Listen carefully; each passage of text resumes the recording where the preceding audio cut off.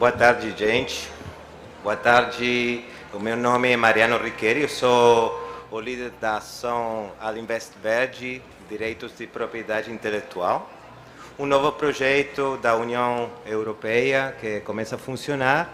E hoje é a nossa primeira oportunidade de fazer a apresentação em público para vocês. É um honor estar aqui em Green Rio.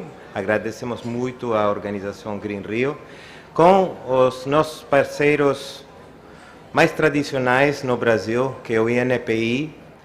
Estamos aqui juntos e muito contentes de iniciar esta aventura, este projeto por 3 anos aqui com vocês. Então, a primeira coisa é me desculpar por o meu portunhol. Não estou querendo insultar o idioma português, para nada. Era difícil escolher uma língua para falar hoje, não é? Então, isso é a língua franca do Mercosul, eu acho, o portunhol, então vamos falar nessa língua aí. Então, simplesmente dizer para você, o programa Direitos de Propriedade Intelectual é um programa que tem como objetivo fortalecer o sistema de propriedade intelectual a favor da inovação na América Latina, com especial atenção aos países do Mercosul. Quando falamos de fortalecer a inovação, naturalmente temos em conta os novos desafios globais, a inovação verde, não? E o desenvolvimento sustentável. O nosso projeto tem, para não levar tempo aos ponentes hoje, tem 3 linhas principais da atuação. Uma com as instituições que administram a propriedade intelectual, com o objetivo de fazer mais acessível, of having them be more accessible and help them be more efficient, even more efficient, and favor the digitalization so that the user of intellectual property can have an intelligent, smart service and fast service, and also favor the sharing of information on and experiences on processes. So the processes regarding intellectual property. The second line, which I think is the most interesting one for us, for those of us here today, is our work with the productive sector. So we want to work so that the productive sector of different areas and industries and production lines can have knowledge on how to work well with intellectual property, not just the basic aspect, which is protection. So we've been speaking about this for 25 years, and protection is the basic aspects. And it's a very important aspect to create this bridge between research and the industry, this transaction, this commercialization of intellectual property. So here we have a very important field to work with, and those of us here, I'm sure, will find it interesting, and we have a lot to exchange. The other 2 elements here are the creation and strengthening of networks of intellectual property. Our experience as the Office of the European Union's Intellectual Property is that, especially when we speak about the networks, they are what facilitates the work between different institutions and different actors. We have a situation in Europe where we have common unified legislations. This also gives us the opportunity of working with offices of different member countries, and we have found out that it is group and joint work that really can facilitate many things. So in a more modest way, we more humble, I would say. But within our possibilities, our economic possibilities, we want to favor this use of experiences here in Brazil and other countries of the region. And something else that we also consider to be very important that has to do with Brazilian legislation that incorporated the Madrid Protocol recently, which is the internationalization, so raising the bar, raising the standard for international protection in Brazil, putting it at the international level, and also favoring importing and exporting. So I want to leave you all with our speakers today. We are very lucky to count on experts who come from abroad and local experts who maybe come from another region, who maybe are not even here, but thanks to technology, we can have them here with us. Our first speaker is Luis Fernando Samper. So he has a very extended CV, so I'm going to try and give a brief presentation here, introduce him quickly. I met him as the person responsible for intellectual property of the coffee of Colombia. So this is a very important experience to us, and Luis Fernando is an expert in intellectual property, a consultant who has worked with intellectual property and aspects like geographic indications, brands, etc., favoring as well the sustainable developments. And today he is here to share his experience, his knowledge, and we are also lucky to have the INPI here. This reminds me that yes, this is a partnership with INPI. Professor Furtado is present here, and he will speak about the initiatives by INPI, different things that are happening in Brazil in this sense. We also have here Felipe Augusto, the Director of Brands of INPI. And for questions and answers, I'm going to invite everyone who is present to go by our booths, the INPI booth, and we will answer questions there. We will have that space for talking, and I will pass the floor now to Luis Fernando Samper. One more thing. Luis Fernando, are you going to speak in English? Yes?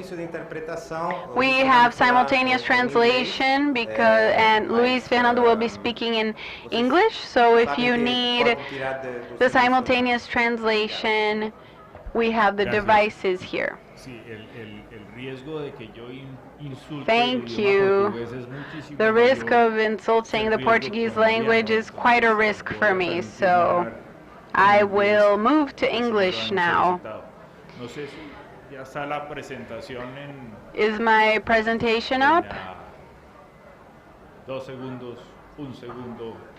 2 seconds, 1 second, at any moment now. Muy bien. Mientras,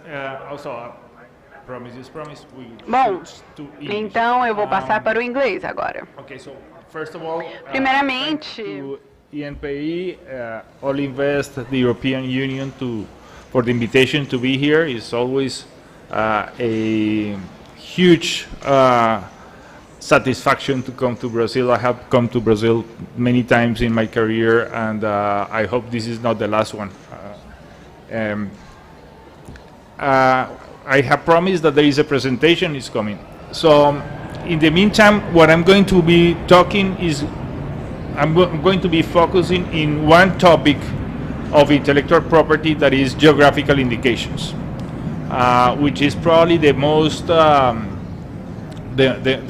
relatable area of the intellectual property fields into sustainability.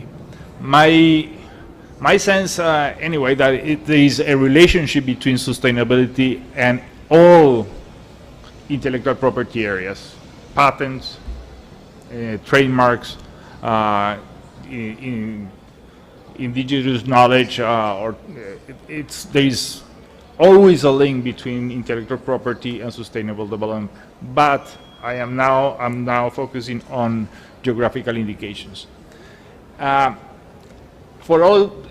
of you will know that in the world we have the World Trade Organization, and the World Trade Organization has something that is called the TRIPS agreement, and the TRIPS agreement basically makes like a minimum standard for definitions of particular intellectual property instruments. And that minimum standard is also defined by the TRIPS agreement for geographical indications. So the TRIPS agreement actually explains or puts together a minimum, definition or an agreed upon definition that all legislations in the world, Brazil, Colombia, European Union, United States, Asian countries, whatever, everybody that belongs to the World Trade Organization has to provide the public with instruments associated with the World Trade Organization, associated with definitions, minimum definitions for TRIPS. So the definition that, there we go. I told you we had a presentation. That's not yours. Oh, it is. Okay, thank you. Now, does this work? No, it's still aquí. All right, so it takes a little while. Okay, there we go. So this is the definition. I have it in Portuguese. There you go. This is how we define geographical indications in the world. And I'm going to break down that definition for you. So first of all, the definition talks about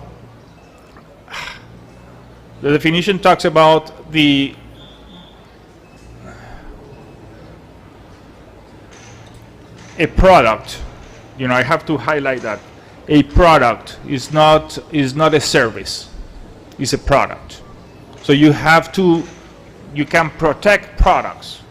You define that definition, or you read that definition, and says it's a product originated from a territory, and there is a relationship between the quality and reputation of or any other characteristic of that product to that territory. So we break down product is one thing so it can be agriculture, can be handicraft, but it's a product. It has to come from a place. A defined place has to be defined, and that definition can be wide or small, but has to be. It is a territory that has to be bounded. And last but not least, or probably most importantly, is that you have to find a relationship between that product and its reputation and quality and the territory. So it's a short definition, but contains a lot, and that's something that you have to realize in terms of as an intellectual property instrument. So you look at the Brazilian definition. My finger is a lot too quick for this. And you look at the world definition, and it's it's consistent. So the Brazilian definition for geographical indications is consistent with the world or the OMC or the World Trade Organization. So you don't have problems with that. So you can look for protection not only within Brazil, but outside Brazil if you so wish, if you are heading a project on geographical indications. Okay. Now, what are the benefits? I mean, there is quite a few studies from many, countries around the world, European Union, Asia, of the benefits that geographical indications as an intellectual property instrument can bring to a strategy. And I emphasize that. You have to have a strategy, and then you look for the instrument. And geographical indications may be a very good instrument, but geographical indications are not a strategy, are part of a strategy. So you have to realize when you want to apply or use that instrument. It can be other instruments, can be trademarks, can be collective marks, can be certification marks. There are many instruments available for you, but if you look at the possibilities or the spread of geographical indications around the world, and there are pretty much around 9,000 geographical indications around the world, there are many studies that well-implemented, well-thought geographical indications can bring substantial benefits to that territory, to the people that produce the products, because they were talking about people, not talking about products. I mean, the end game is to increase the living standard of the people within that territory. So these are some of the examples. I'm not going to spend much time on this. I don't have that much time anyway. So let's changes that we have. There is a lot of discussion around the world on the public policy. Let's see if I could. You hear me now. So I'm going to go closer to that to see if this works better. So there is a lot of public policy elements for geographical indications. From the economic perspective, you can have a legal protection that is located to one single product coming from one single territory, and that protection allows that people cannot compete with similar or trying to use your reputation of a product. So you have creation of associativity, you have creations of reduction of transaction costs. There is a lot of literature on geographical indication helping with that. You see? So I'm going to ask you to pass on. Is that all right? Okay. So let's do one, economic. Let's go. One. Second, associativity. Let's go. Okay. So this is a collective instrument. So you need governance. You have to, build a way of people making collective decisions. So associativity and governance becomes another big factor for geographical indications. And that helps a lot communities that can leverage things. It's not one single individual working for sustainability. It's a collective working for sustainability. So the impact is a lot larger. Okay? Third, go. Social. You have self-confidence, self-pride. You have many other aspects related to social. The social aspect was the social pillars of sustainability that is not minor. You have nutrition. You have the ability of connecting with consumers, reduce search costs for consumers. All these elements that are associated with trademarks are also positive in terms of geographical indications. And last but not least, of course, environmental aspects. And there are, the list can be a lot longer for environmental aspects. But there is a conservation, conscientization of resources, preservation of resources, landscape benefits, etc., etc. So it's a very nice instrument, and it belongs to the intellectual property field. When you go to places and they start talking, this person is going to talk about intellectual property, people say, intellectual property, that's lawyers. Go to lawyers. No, no, no, no, this is important. This is important because it belongs to a collective and it is strategic. So you have to look at it as a strategic for your business and for your territory, where lawyers are of course important, but lawyers are instrumental to what you want to do. So please consider that. Next. All right, so let's look at it in the context of food. How much time I have? There is many things around the food industry you have to consider, many challenges. Let's do 1, 2, 3, 4, 5, please. Go ahead. Go, and go. All right. So, challenges in the food industry, many. Very significant. If you look in the terms of sustainable development goals, the food industry and geographical indications have common challenges. Wide challenges, significant challenges. They cannot be solved one producer at a time. You have to look for a scale. And that's another beauty, because you have, through geographical indications, collective strategies, not individual strategies. So that's very important. Next one, please. All right. So I want to emphasize that as a collective instrument, these instruments cannot be sold, cannot be commercialized, because they are intrinsically attached to a territory. You cannot delocalize production and move production elsewhere because it's related to a territory. So it's quite important that the benefits that you can bring about with a geographical indication instrument are benefits that reward or come back to that particular territory and can be shared, and more importantly, can be measured. So in terms of sustainability, let's go on. There is a relationship between origin and sustainability and product. It is a relationship that you can measure and you can escalate, you can leverage, it can multiply the benefits, and it has a collective impact. Let's go.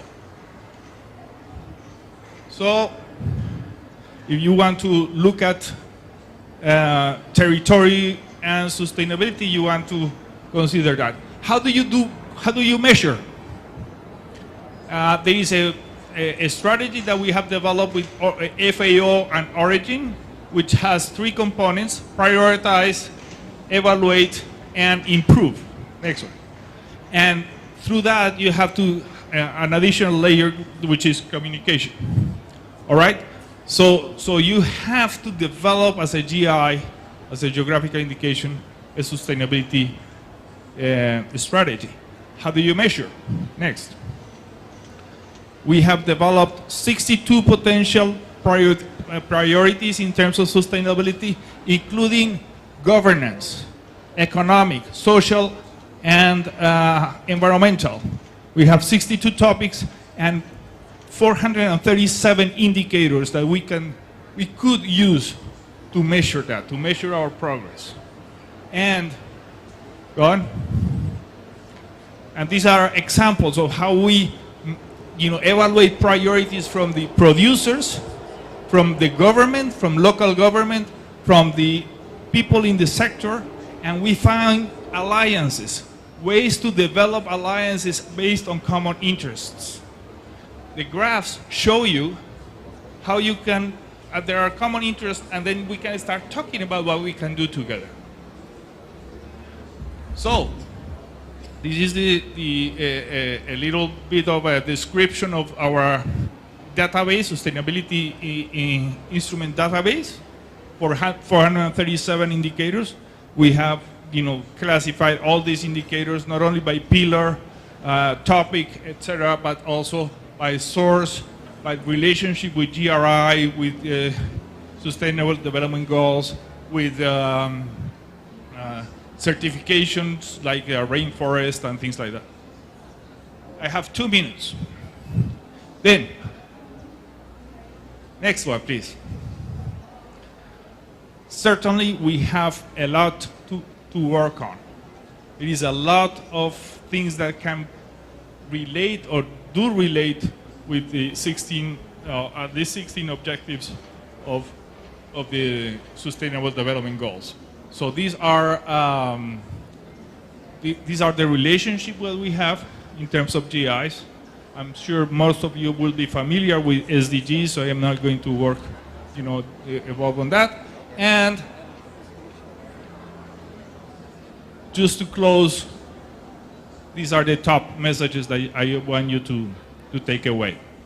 Number one, there is a nexus, there is a link between different strategy, intellectual property instruments, and sustainability. So don't go, intellectual property. No. It's important. It's important for your strategy, for your business strategy, for your territory, and it's important for sustainability as well. Second, in the case of geographical indications, the beauty of it is that you can leverage. It's not individual, it's collective. And therefore, you can have more impact through that. Next.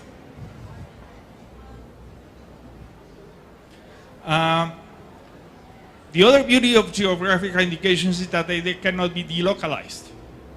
So you are working on a territory. So you don't move your factory elsewhere.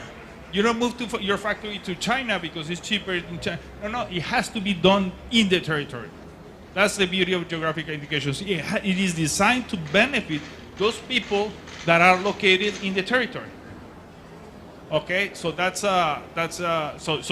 sustainability of that territory becomes a key issue for me being able to continue producing that product. Next. You cannot assume that because you have a geographical indications, it is sustainable. No. The elements are there, but you can have, you have to measure in order to be able to demonstrate that. And last but not least, you have to look at what the producers' emphasis are, the priorities are, and not just what the market tells you that your priorities are. So you have to look at the bottom-up approach and not a top-down approach on it. Thank you so much. I think that's it. I think there is an obrigado.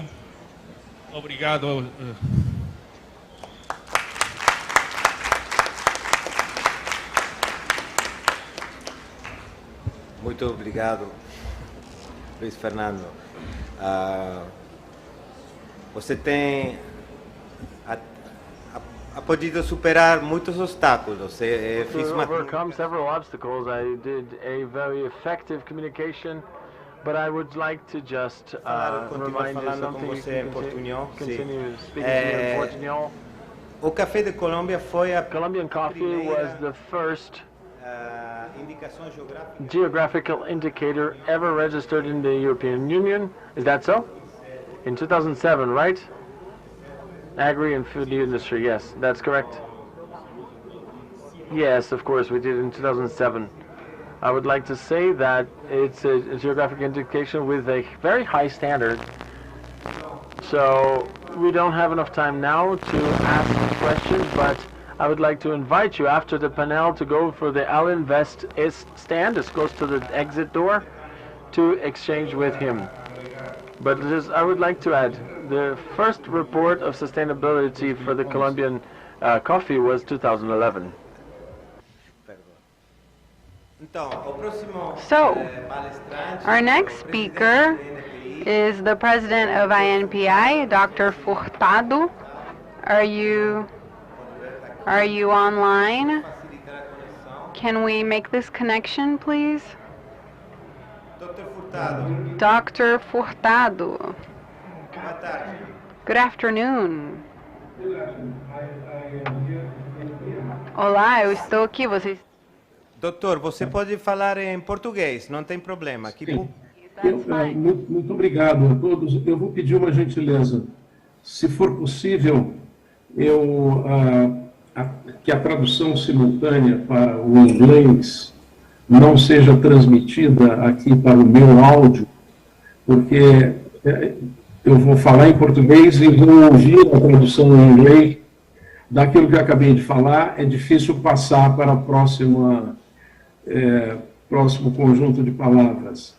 É possível fazer isso? É possível, doutor. Muito obrigado. Então, em primeiro lugar, eu quero agradecer a oportunidade de estar aqui com todos os senhores.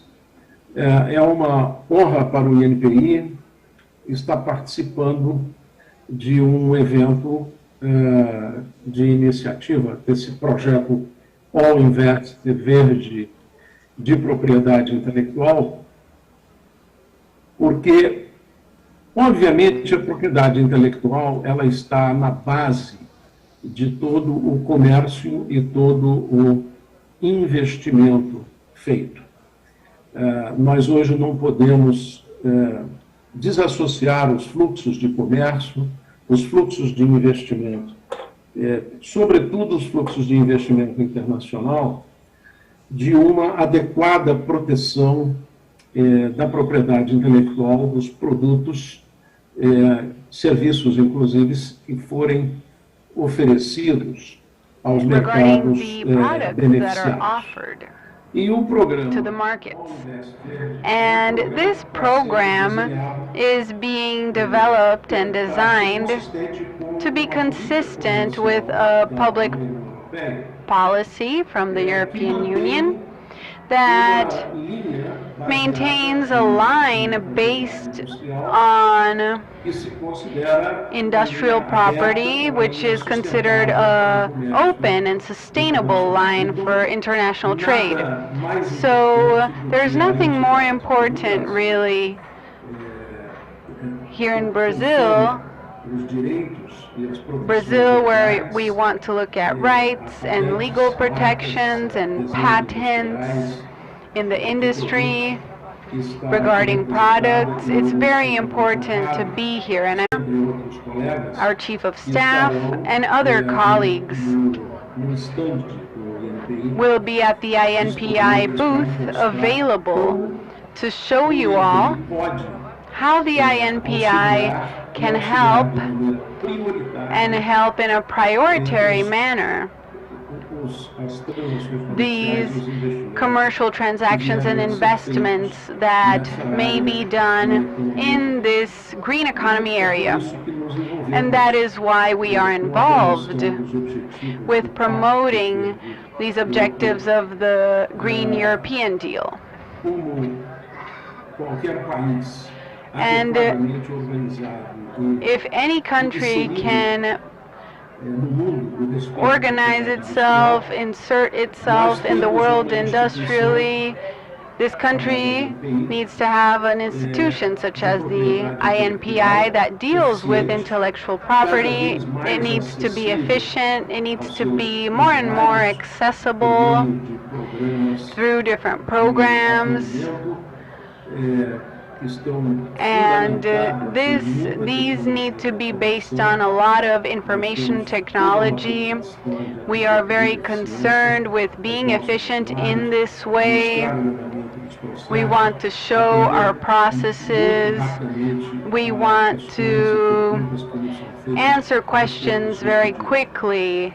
And that is why we have contributed so that the productive sector of the economy can increase its productivity, its competence, both in the management of its assets of intellectual property, but also, and above all, regarding these small and medium companies that today are the biggest employers of the economy, and that have direitos de propriedade industrial e fazer a expressed their concerns on intellectual property and the management of this capital. We have a very privileged relationship with the Office of Intellectual Property of the European Union. This is a centralized agency that has very important external actions, and we work with this organization today, and we have a cooperation agreement. We have a line of cooperation with the Global Organization of Intellectual Property, with a project that has become quite well known, that was conducted in the Amazon, in the region of Verde. And this project benefits the Association of Producers of the Amazon, and we have been very lucky to, alongside the work executed by the Federal Amazon Institute and the Institute of Sustainable Development,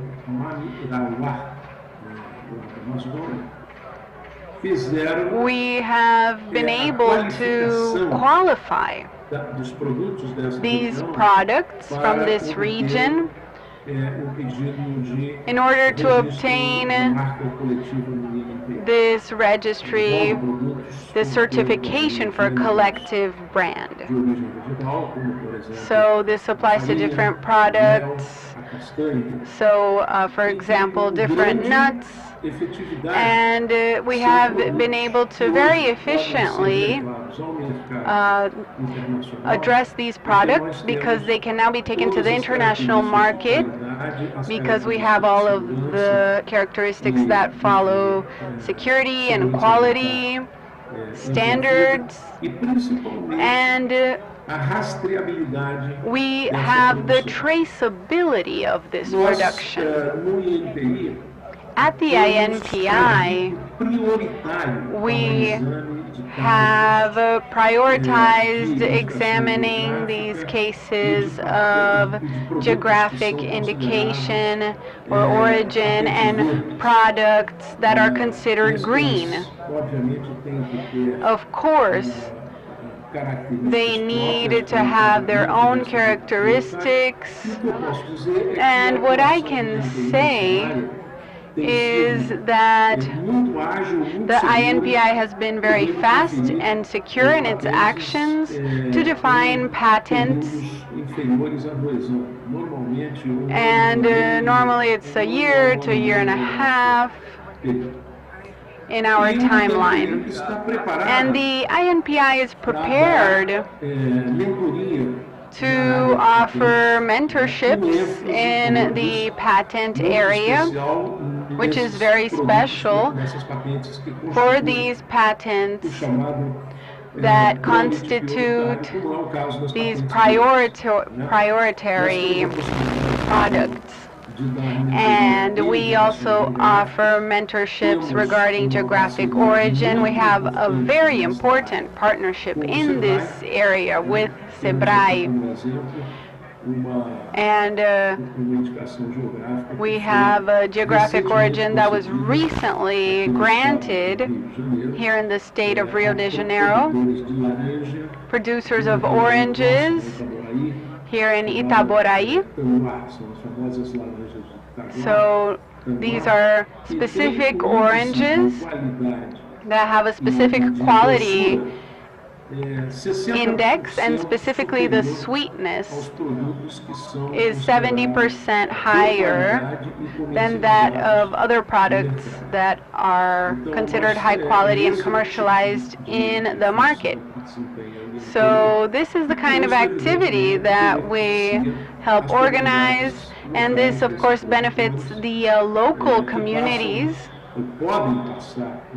that can then have more access to the market and maybe even the international market, doubling or tripling their market value. And of course, this doesn't happen just by chance.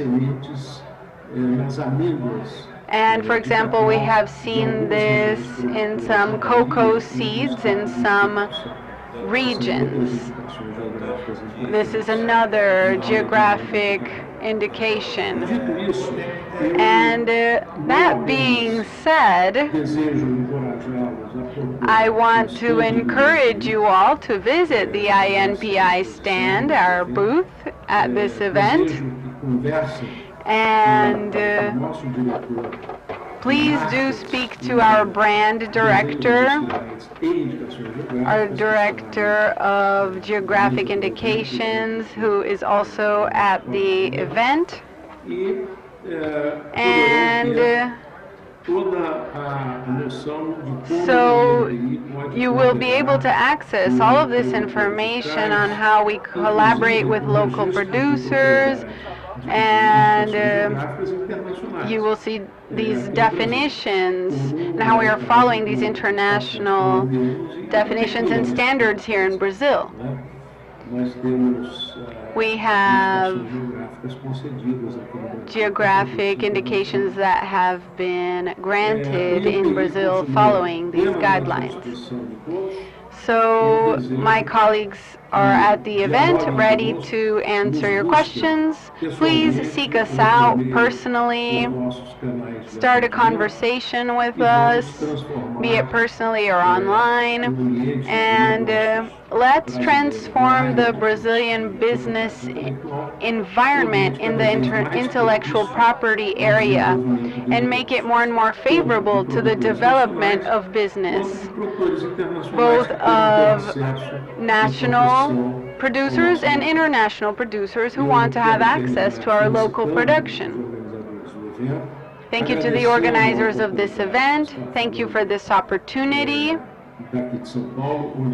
I'm here speaking to you all from São Paulo because I had an urgent commitment that I needed to attend to here. I want to apologize for not being there personally, which was what I intended originally, but I think that I have fulfilled my role here with you all, with all of the participants here today. Thank you very much. Thank you to the organizers of this event. Thank you.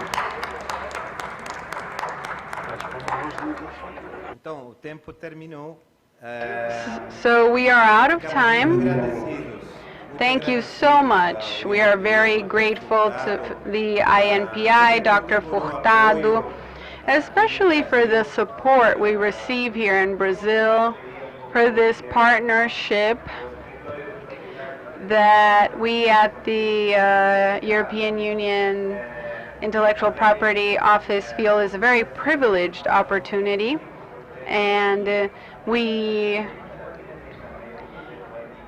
there are other projects in Latin America that are very well represented here in Brazil by colleagues. And now, how are we going to finish up?